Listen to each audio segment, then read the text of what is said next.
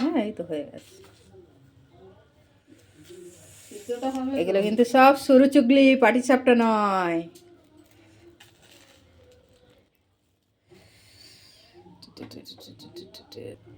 এই দেখো সিদ্ধ চাল ভিজিয়ে বেটে সরু চুগলি করা হয়েছে।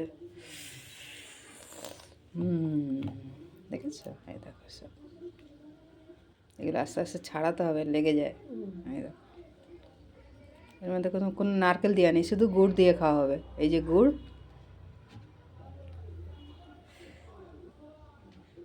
এইভাবে করে খেয়েছো বন্ধুরা? এইভাবে গুড় দিয়ে খেয়ে দেখো বাড়িতে বানিয়ে। চাল ভিজিয়ে চাল বেটে শিলে বেটে করে খেলে তো ওর স্বাদ কিন্তু আলাদা।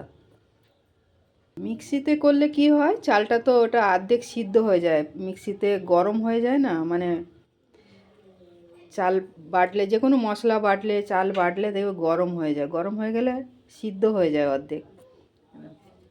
এর মধ্যে গুড় দিয়ে, আর ওই জিনিসটা মিক্সিরটা করলে কি হয়, ওটা লেগে যাওয়ার ভয় থাকে, এটা কিন্তু লেগে যাওয়ার কোনো ভয় নেই। তো সুন্দর হয়েছে।